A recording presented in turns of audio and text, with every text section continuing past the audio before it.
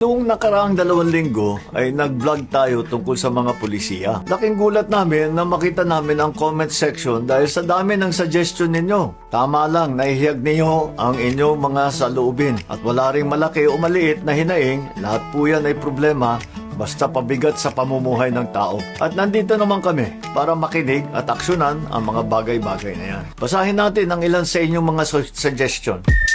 Mula kay Geraldo Buena, Mr. President, yung mga senior citizen natin kapag binibigyan ng ayuda, bakit naman po kailangan pang magpunta sa court at paghihintay pa ng matagal bago ibigay ang anumang pinagkakaloob sa kanila? Madalas kailangan pang hintayin yung politiko na dumating dahil isa-isa pang silang magsasalita sa harap at paulit-ulit lang naman na ipinapakilala ang kanilang mga sarili. Nakakarindi sa panindinig ito. Pwede bang tapusin na ang ganyang kalakaran? Sayang ang tanggapan ng barangay kung hindi sila pwedeng gamitin upang ihatid sa bawat bahay ang benepisyaryo ang ayuda para sa kanila. Alam nyo po, basta't ito ay mga programa ng national government, ang mga speech at iba pang pang-epal bago ng distribution, hindi na po pwede yan. Hindi pwedeng gamitin ang government services sa pamumulitika o pagpopromote ng sarili. Nakasaad na po ito sa DILG Memorandum Circular at kabilang rin sa provision ng GAA kung paano dapat gamitin ang pondo ng bayan. Bawal na po sa distribution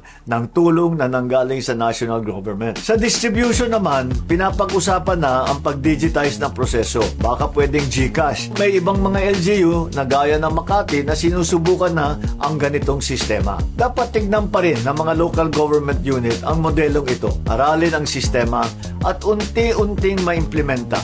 Basta sa national government nang galing yan, mabilis na. Hindi ka na kailangan makinig sa mahabang speech ng mga politiko.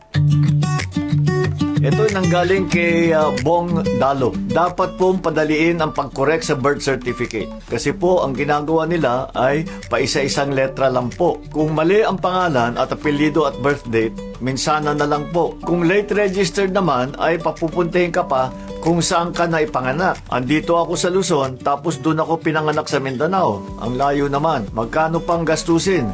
Kawawa naman ang tao. Ay mukha talagang pahirapan ito. Sa tingin ko, sa mga nagagawa na ating improvement gamit ang e-gov at internet, dapat ay isa na ito sa mga serbisyong hindi na nating inaalala. Napaka-basic naman yan. At ilang oras ang kakainin sa inyong araw para lang pilahan ang iisang dokumento. Nitong nakaraang linggo lang, sa pamamagitan ng PSA o Philippine Statistics Authority, meron na tayong PSA e-certificate service. Dito na kayo makakapag-apply ng digital copy ng inyong birth certificate, marriage certificate at iba pang mga dokumento. Dapat ay kasama na ng PSA ang ganitong serbisyo. At kung magre-request ng physical copy, ay dapat naman sa kahit saang branch ng PSA, pwede nang tungkunin. Ang mahalagang bahagi rin dito ay dapat i-recognize o dapat tanggapin ang mga digital document ng lahat ng opisina sa ating bansa. Dapat ito kilalanin ng bawat government office upang maging kapaki-pakinabang ito. Kung tutuusin, marami na tayong serbisyo sa e-gov na kailangan lang fully ma-integrate sa workflow ng iba't ibang opisina. We need to be open in integrating so our digitization program can succeed. But having said that, kailangan natin intindihin na ang physical appearance sa ibang proseso ay hindi natin maisawalang bahala para hindi tayo malusutan ng fraudulent birth registration. Nakita naman ninyo ang nangyari kay Alice Go.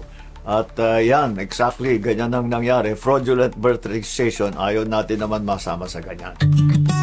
Mula kay Vivian Saremo, mahal na Pangulo, more training po sa mga youth na maging disiplinado kasi marami na daw pong tamad na kabataan. Sila po kasi ang pag-asa ng bayan. Salamat Vivian sa suggestion mo. Kabataan o hindi, kinakailangan talaga na mas malakas na kampanya sa disiplina. Asahan mo na may ilulunsad tayong programa sa mga susunod na linggo. MMDA Disciplina Campaign, ready to roll out na po yan. Mula kay Mona Lisa at ang kanyang suggestion ay ganito. Ang pahirapan pagkuha ng ID or PSA ng mga taong walang ID. Bongbong Marcos sana po mapansin. Lalo sa mga pinakamahihirap na kababayan natin na di nakapag-aral at di makakuha ng ID. Ito po, sa DSWD natin na siyang nag-handle ng poorest of the poor cases, meron na silang binibigay na pag-abot ID para sa mga street dweller. Pwede na rin yan pang simula. If mag-apply na sila sa barangay or other agencies ng ID, kailangan kilalanin na yan. Siyempre, wala naman pa silang government na ID. Mayroon din co-location program ang DSWD kung saan dinadala nila ang PSA sa mga payout site nila. Ang PSA naman ay tutulungan silang magkaroon ng mga dokumento ng birth certificate, national ID. Ito po ay nakita po natin at pagka pumupunta po sa lalong-lalo na yung tinatawag na street dweller, nagpupunta sa ating mga shelter,